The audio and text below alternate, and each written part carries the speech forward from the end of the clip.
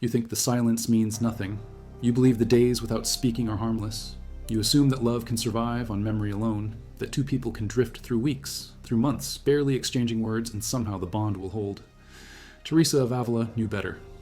In 1565, locked inside the convent of the Incarnation in central Spain, she watched it happen. She saw couples, friendships, even souls paired with God himself, all dying the same death. Not through betrayal, not through violence, through something quieter, through the slow fade of conversation, through the terrible silence of two people who stop talking and convince themselves everything is fine. She wrote about it in chapter 7 of her life. She described her own collapse into what she called frivolous friendships, relationships built on chatter about nothing, on vanities, on filling time without ever touching truth. And then she wrote the harder part. She described what happens when you stop the chatter, when you pull back, when you let the silence settle. You think you are protecting something, you think you're being careful, guarding your heart, staying safe. But Teresa saw what you cannot see from inside the quiet. She saw the garden dying. Have you ever loved someone and then one day realized you had nothing left to say to them? Not because you fought, not because you hated each other, but because somewhere along the way you both stopped trying. You stopped asking the questions that mattered. You stopped sharing the fears that kept you awake. You started living in the same house, the same life, like two strangers passing in a hallway. And the worst part? Neither of you said a word about it. Teresa understood this in 1535, when she entered the Carmelite convent at 20 years old. She thought she wanted God. She thought she wanted prayer. But what she actually did for the next 18 years was avoid both. She showed up to the chapel. She said the words. She went through the motions, but she never spoke. Not really, not the way friends speak. And so her relationship with God, the one thing she claimed mattered most, withered like a plant without water. She admitted this later. She said she was ashamed to approach God in the intimate exchange of prayer because her soul had become spoiled by vanities, by distractions, by friendships that led nowhere. But here is what she saw that most people miss. The problem was not the friendships themselves. The problem was what those friendships did to her ability to speak honestly. They taught her to fill time with noise, to avoid depth, to chat about surface things, about gossip, about other people's lives, while never once speaking about her own. And when she carried that habit into her relationship with God, she found herself tongue-tied. She could not pray. She could not open up. She could not say the things that mattered, because she had trained herself year after year to avoid real conversation. If you value stories like this that dig into the actual writings and documented history of the saints, subscribe. It is the best way to support this work. Also comment what city you are hearing this from.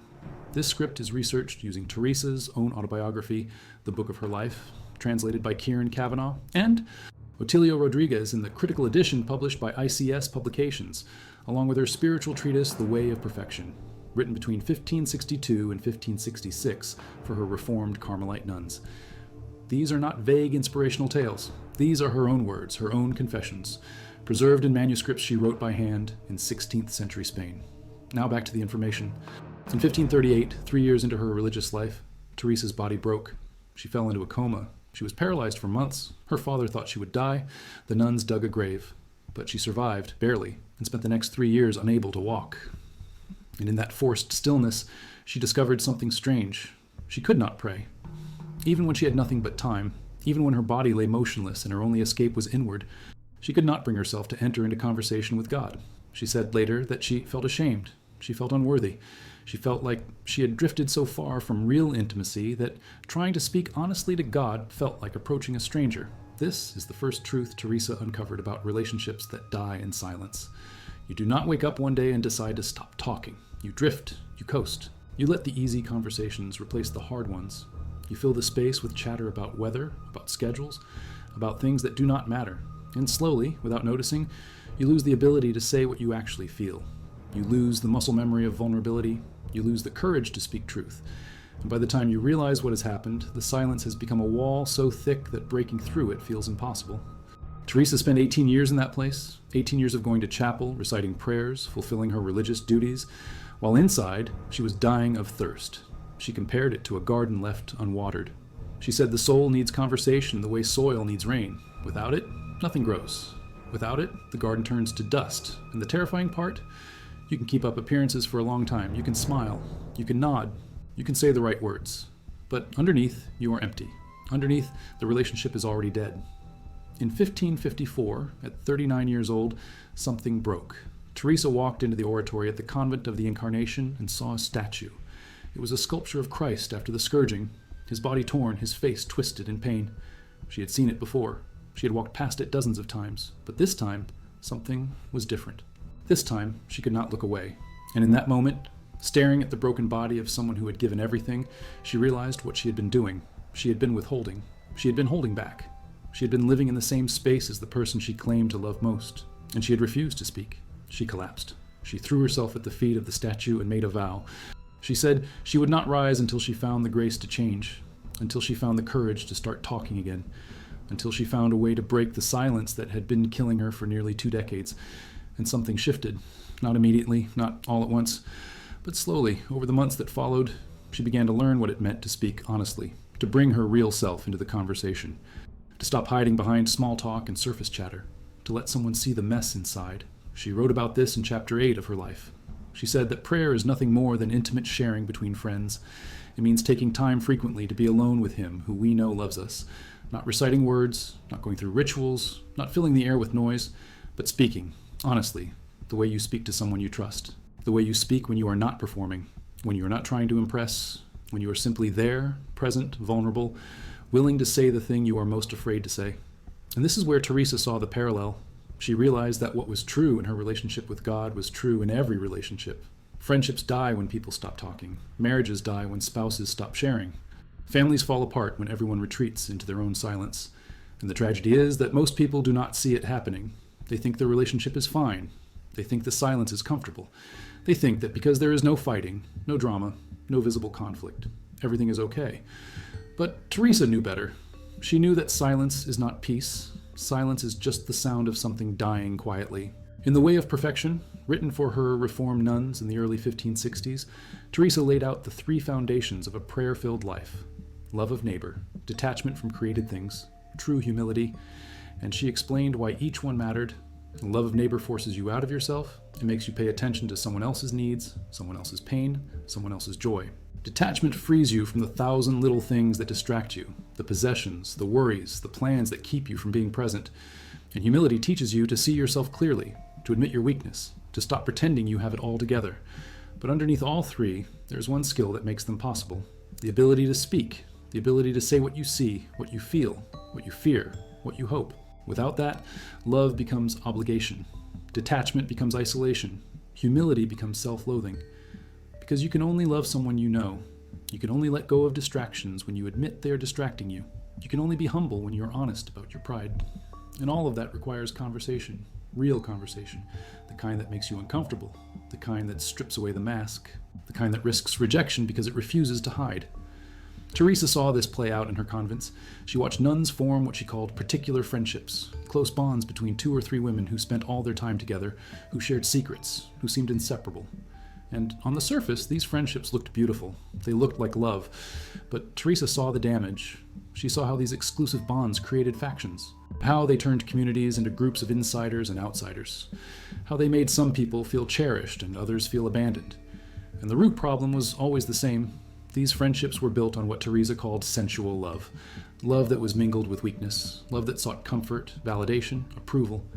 Love that was more about filling your own needs than seeing the other person clearly. She was brutal about this in chapter 4 of The Way of Perfection. She said that these great friendships are seldom directed toward helping one love God more. On the contrary, she thought the devil gets them started to promote factions and religious orders. And then she gave the solution. She said that in her Reformed convents there would be no more than 13 nuns, including the prioress. 13 people who would all be friends, all loved, all held dear, all helped. No cliques, no inner circles, no pairs who whispered in corners while others felt left out. Just a community where everyone spoke to everyone, where conversation was not a privilege, but a shared responsibility. And this is the second truth Teresa uncovered about relationships that die in silence. When you talk only to the people who make you comfortable, you lose the ability to talk to anyone else. When you build walls around your inner circle, you train yourself to see everyone outside that circle as a stranger. And eventually, even the people inside the circle become strangers too, because the friendships built on comfort, on avoiding hard conversations, on never challenging each other, are the friendships that collapse the fastest. They feel safe, they feel easy, but they are brittle. And when pressure comes, when conflict arises, when someone needs to say the hard thing, no one knows how, because no one ever practiced. In 1562, Teresa founded her first Reformed convent in Avila, St. Joseph's. A house of 13 women committed to poverty, to silence at certain hours, to a strict enclosure that kept them separate from the chaos of the world outside. But the most radical thing about St. Joseph's was not the poverty or the silence or the walls. It was the conversation. Teresa insisted that her nuns speak, not gossip, not small talk, not chatter about vanities, but real conversation about the things that mattered. About prayer, about temptation, about the struggles they faced, about the fears that kept them awake. She knew this was dangerous. She knew that speaking honestly opens you up to judgment, to rejection, to the pain of being misunderstood. But she also knew that without it, the community would die. The nuns would live in the same house, sleep in the same dormitory, eat at the same table, and never know each other. They would become strangers performing the rituals of intimacy without ever risking the vulnerability that intimacy requires. And Teresa refused to let that happen. She would rather have conflict, rather have messy conversations, rather have the discomfort of honesty than the slow death of polite silence. She wrote about a particular moment in chapter 7 of her life where God spoke to her. She said she heard a voice that told her, "I want you to converse now, not with men, but with angels." And from that moment on, she found it impossible to form firm friendships or take comfort in people who did not love God and strive to serve him. This was not cruelty. This was not coldness. This was Teresa realizing that some friendships were killing her. Some conversations were training her to avoid depth. Some relationships were teaching her to settle for surface connection when what she needed was transformation. And here is the third truth she uncovered. You cannot save a relationship by staying silent about what is wrong. You cannot preserve a friendship by pretending everything is fine. You cannot protect love by refusing to name the problems, because silence does not prevent conflict. Silence just delays it, and by the time you finally speak, the distance has grown so wide that the words cannot cross it. The hurt has built up so high that honesty feels like an attack, and what could have been a difficult conversation becomes an impossible one. Teresa saw this most clearly in her relationship with God. She spent 18 years avoiding him, not because she did not believe, not because she did not care, but because she was afraid. Afraid of what he would say, afraid of what he would ask, afraid that if she opened herself up honestly, he would reject her. He would see how shallow she was, how distracted, how consumed by vanities. And so she stayed silent. She kept him at arm's length. She performed the rituals without ever risking the intimacy. But when she finally broke, when she finally threw herself down and begged for the grace to change, what she found was not rejection. What she found was presence.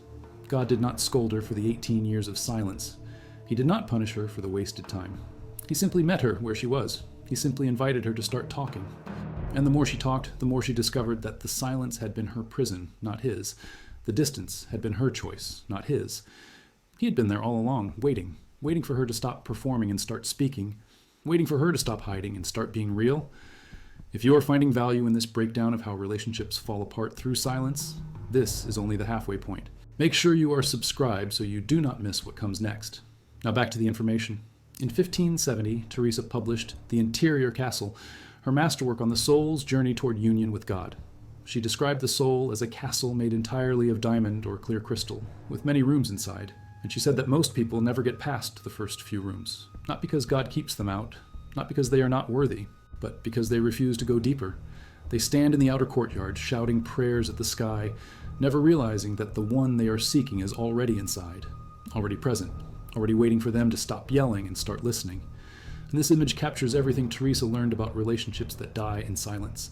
You can live in the same house as someone and never enter the rooms where they actually live. You can share a bed with someone and never see the parts of them that matter most. You can spend years together, decades together, and still be strangers. Because proximity is not intimacy. Sharing space is not sharing life.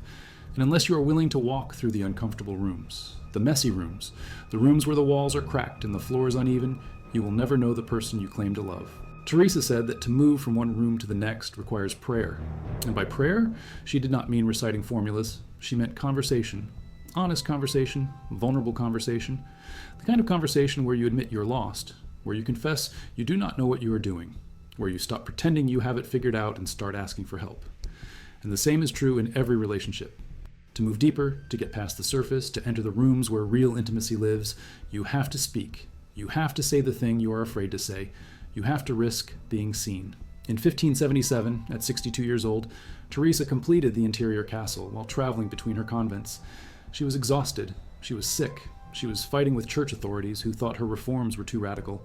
She was dealing with nuns who resented her strictness. She was navigating political conflicts that threatened to tear apart everything she had built. And yet, in the middle of all that chaos, she wrote about union with God, about the final rooms of the castle, about what it looks like when a soul stops fighting and surrenders completely. And what she described was not ecstasy, not visions, not mystical experiences. What she described was work. Good work, she said. That is the purpose of spiritual marriage. That is the reason for prayer. Not to feel good, not to escape the world, but to become the kind of person who can love without holding back, who can serve without resentment, who can give without needing anything in return. And that transformation only happens through conversation, through the daily practice of showing up, speaking honestly, listening deeply, and refusing to let silence replace intimacy. Teresa founded 17 convents across Spain between 1562 and 1582. She traveled thousands of miles on dirt roads and carts that broke down through heat and cold and rain. She dealt with bishops who opposed her, priests who undermined her, nuns who betrayed her. She faced the Inquisition multiple times. She wrote letters, hundreds of letters, to nobles, to priests, to her nuns scattered across the country. And in every letter, she said the same thing. Keep talking, keep praying, keep showing up for the conversation. Because the moment you stop, the moment you retreat into silence, the relationship starts to die. She died on October 4th, 1582, in Alba de Tormes, just after midnight. The next day, Spain switched from the Julian calendar to the Gregorian calendar, and October 5th through 14th were erased from history, so her death was officially recorded as October 15th. And there is something fitting about that, about Teresa disappearing into a gap in time, about her final act being a kind of silence. But the difference is that she left words behind. She left books, she left letters. She left a map for anyone willing to follow. A map that says the only way forward is through conversation, through the messy, uncomfortable, vulnerable work of speaking and listening and refusing to let silence win. Here is what most people do not understand about silence. It feels safe. It feels like you're protecting yourself, protecting the relationship, avoiding conflict. But silence is not protection. Silence is surrender. Silence is choosing loneliness over risk. Silence is deciding that the pain of being alone is easier to manage than the pain of being seen. And Teresa knew this because she lived it. She spent 18 years choosing silence. 18 years telling herself it was fine. 18 years pretending she could maintain a relationship without ever really speaking, and it nearly destroyed her. What saved her was not willpower, not discipline, not some sudden burst of spiritual strength. What saved her was a moment of honesty. A moment where she looked at the broken body of Christ and admitted that she was just as broken. A moment where she stopped performing and started speaking. And that moment changed everything. Not because it erased the 18 years of silence, not because it magically fixed all her problems, but because it taught her that the only way out of loneliness is through conversation. The only way to heal a dying relationship is to start talking again. And the hardest part is that the longer you wait, the harder it gets. The longer the silence lasts, the more impossible it feels to break it. You start to believe the silence is normal. You start to convince yourself that this is just how things are now. You start to accept the distance as permanent. And before you know it, you have built a wall so high that you cannot see over it. You have created a divide so wide that you cannot cross it. And the person you once knew, the person you once loved, becomes a stranger living in the same house. Teresa wrote about this in chapter 24 of her life. She described how she had friends who loved her, who wanted to spend time with her, who seemed devoted. But she realized that these friendships were not helping her grow. They were not pushing her toward God. They were not challenging her to be better. They were comfortable. They were easy. They filled time. But they were not leading anywhere. And so she made a decision. She said she could no longer tie herself to any friendship or find comfort in people unless they loved God and strove to serve Him. She could not bear particular love for anyone who did not share that same pursuit. This sounds harsh. It sounds exclusive. It sounds like Teresa was cutting people out of her life. But what she was actually doing was something harder. She was admitting that some relationships were built on avoidance. Some friendships existed to help both people hide from the hard questions. Some connections were more about comfort than truth. And Teresa realized that if she kept investing in those relationships, she would never find the courage to speak honestly. She would never develop the muscle memory of vulnerability. She would never learn to risk being seen. In the way of perfection, Teresa warned her nuns about this exact trap. She said that friendships built on mutual comfort often start out feeling like love. They feel intimate, they feel deep, but over time they become prisons. Because both people learn to avoid the topics that might cause conflict. Both people learn to stay on the surface. Both people train themselves to never say the thing that needs to be said, and eventually, the friendship becomes a performance. A dance where both partners know the steps, but have forgotten why they are dancing. Teresa gave her nuns specific instructions on how to avoid this. She told them to speak to each other about spiritual things, to share their struggles, to confess their temptations, to ask for help when they were weak, And if someone refused to engage in that kind of conversation, if someone kept redirecting to gossip or complaints or surface talk, Teresa said to pull back, not out of judgment, not out of cruelty, but out of self-preservation. Because you cannot learn to speak honestly if you are constantly surrounded by people who reward you for staying silent. This is the fourth truth Teresa uncovered. The people you surround yourself with will either teach you to speak or teach you to hide. They will either model vulnerability or model performance. They will either show you how to risk intimacy or show you how to avoid it. And if you are not careful, you will find yourself in a circle of people who all agree to never go deep, who all collude in keeping the conversation light, who all pretend that surface connection is enough. And by the time you realize what you have lost, the damage is done. In 1568, Teresa met Father Jerome Gratian, a young Carmelite priest who became her closest collaborator and friend. He was 25, she was 53, and their friendship was built on something rare: honesty. They wrote letters, hundreds of letters, and in those letters, they challenged each other. They argued, they disagreed, they pushed back, they asked hard questions, they refused to let each other hide, and because of that, their friendship became one of the most fruitful partnerships in the history of the Carmelite order. Gratian helped Teresa navigate the political battles that threatened her reforms. Teresa helped Gratian understand the spiritual life in ways no one else could. But the reason their friendship worked was not because they agreed on everything. It was because they refused to let silence settle. They refused to let distance grow. They refused to pretend everything was fine when it was not. And that commitment to honest conversation, even when it was uncomfortable, even when it risked the friendship, kept them connected through decades of chaos. In Teresa's final years, she was exhausted. She was sick. She was watching her reforms come under attack from every direction. And yet, she kept writing. She kept traveling. She kept founding convents. She kept insisting that her nuns learn to speak honestly, to love deeply, to refuse the comfort of silence. Because she knew that the moment they stopped talking, the moment they retreated into their own private worlds, the community would fracture, the reform would fail, and everything she had built would crumble. In her last letter, written just weeks before her death, Teresa wrote to one of her prioresses. She said, "My daughter, do not think that silence is holiness. Do not think that avoiding conflict is peace. The devil loves nothing more than a community that refuses to speak. Because where there is no conversation, there is no correction. Where there is no vulnerability, there is no growth. Where there is no risk, there is no love." And she ended the letter with a plea: keep talking, keep praying, keep showing up for each other. Because the only way to survive is together, and the only way to stay together is to keep the conversation alive. Here is what Teresa understood that most people miss. Silence is not neutral. Silence is not passive. Silence is an active choice. Every day you do not speak is a day you choose distance over intimacy. Every week you avoid the hard conversation is a week you choose comfort over truth. Every month you let pass without addressing the problem is a month you choose loneliness over connection. And the tragedy is that most people do not realize they are choosing. They think the silence just happens. They think the distance is inevitable. They think that because they are busy, because life is hard, because there is always something else demanding attention, the relationship can wait. But relationships do not wait. Relationships do not pause. Relationships either grow or die. And they grow through conversation, through the daily practice of showing up, speaking honestly, listening deeply, and refusing to let comfort replace intimacy.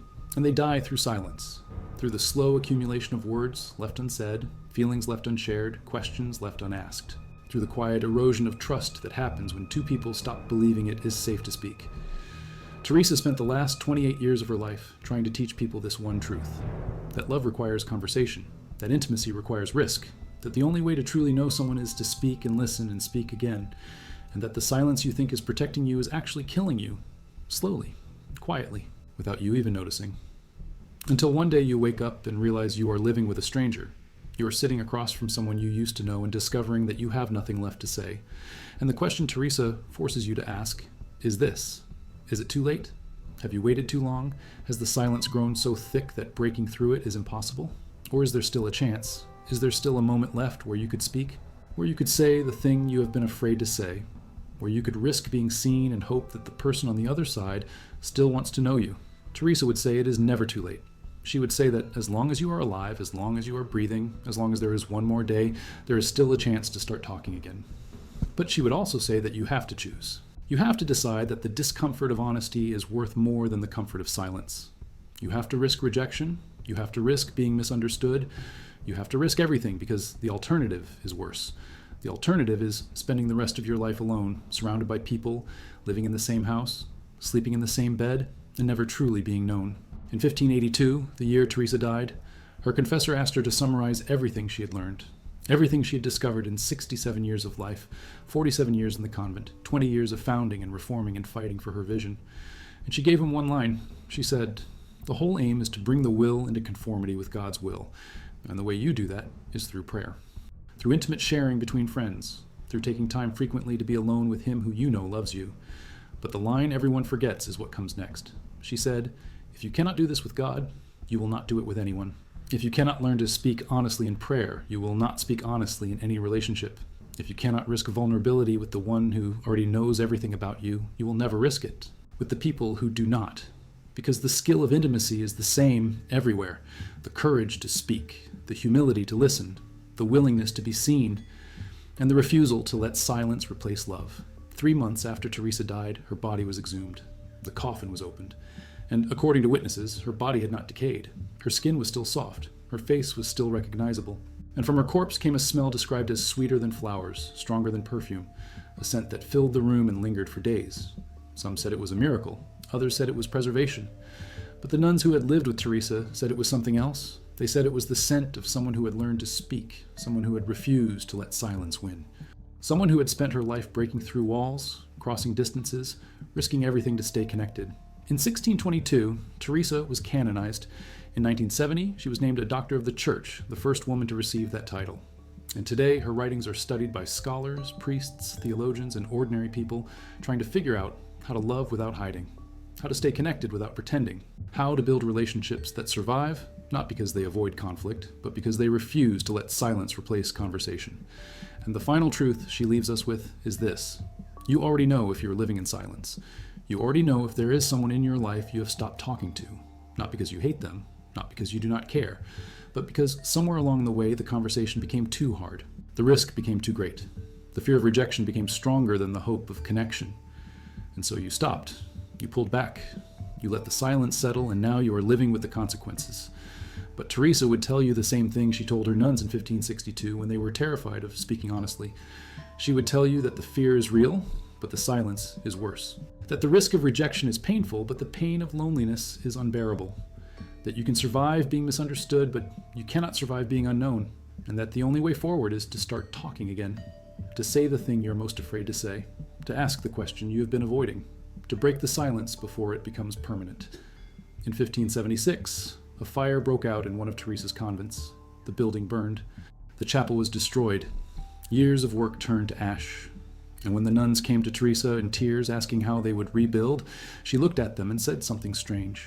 She said, "We will rebuild by speaking, by gathering together and sharing our grief, by admitting our fear, by confessing our doubts, by refusing to pretend we are fine when we are broken, because that is what community means, not living in the same place, not wearing the same habit, not following the same rules, but choosing every day to show up and speak and listen and believe that the conversation matters more than the comfort." That fire became the model for how Teresa dealt with every crisis, not by avoiding it, not by staying silent, not by pretending everything was fine, but by speaking, by naming the problem, by bringing it into the light, by trusting that honesty, even when it hurts, is better than the slow death of silence. And she would ask you now, what fire are you pretending is not burning?